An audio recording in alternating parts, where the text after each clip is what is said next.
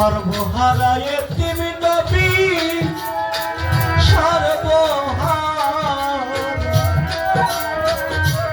সর্বহারা এতিম নবী সুখ চাইল না ভুবনে দেখা দিও দয়াল নবী পাপীর নিদানে দেখা দিও মায়ার নবী উম্মতের নিদানে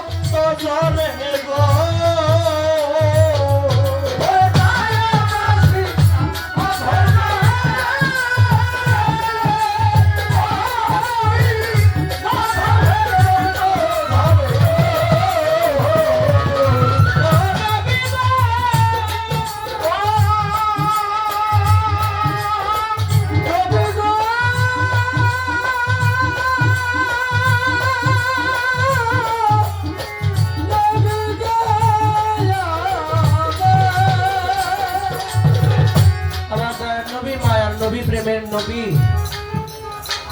হাদিসের মধ্যে আসলে আমার আল্লাহ বলে আমি পৃথিবীতে যাহা কিছু সৃষ্টি করিয়াছি সমগ্র সৃষ্টি আমার হাবিবে খোদার মহব্বতে আমি আল্লাহ সৃষ্টি করিয়াছি জোরে বলবো সুবহানাল্লাহ।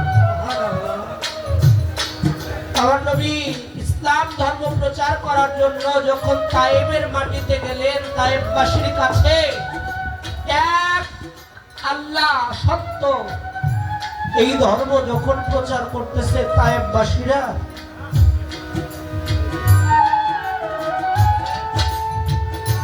আমার নবীর গায়ে এমন ভাবে পাথর নিক্ষেপ করতেছে, পাথরের আঘাতে আমার দয়াল নবীর পবিত্র বদন থেকে তার শরীর থেকে রক্ত ঝরে পড়তেছে।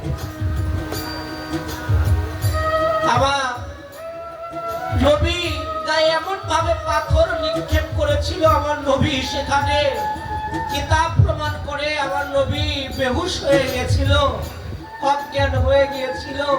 আমার নবীর সেই অবস্থায় আল্লাহর তরফ থেকে জিবরাইল এসে হুদ পাহাড়ের উপরে নিয়ে গেছে, গিয়ে একটা পাথরের সামনে গিয়ে জিবরাইল আমিন দাঁড়িয়ে বলতেছে, ওরে পাথর, যেই নবীকে না বানাইলে আল্লাহ তুই পাথর হইতি না, আমি জিবরাইল হইতাম না, এই পৃথিবীর আল্লাহ কোনো কিছুই সৃজন করতে না। আজকালে দুশমনের রাসূল এই তায়েফবাসীরা তারা কত বড় নাদান দুর্ভাগা, আবার সেই প্রিয়ারে নবীর গায়ে আঘাত করেছে। দেখ পাথর, আমার নবীর শরীরটা রক্তাক্ত হয়ে গেছে, ও পাথর নবীর একটু বিশ্রামের প্রয়োজন।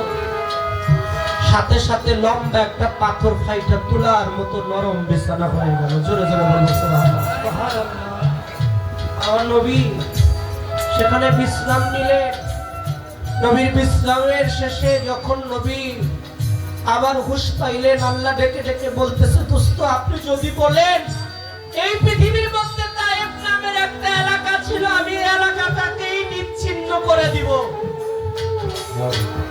আমার আল্লাহর নবী কতটুকু দয়াশীল, কতটুকু মায়া, কত মহব্বত তার ভিতরে ছিল। আমার আল্লাহর নবী বলতেছে, এবার এলাহি আমার এই নাদান গুনাহগার উম্মতরা বুঝে নাই, ওরা আমারে চিনে নাই।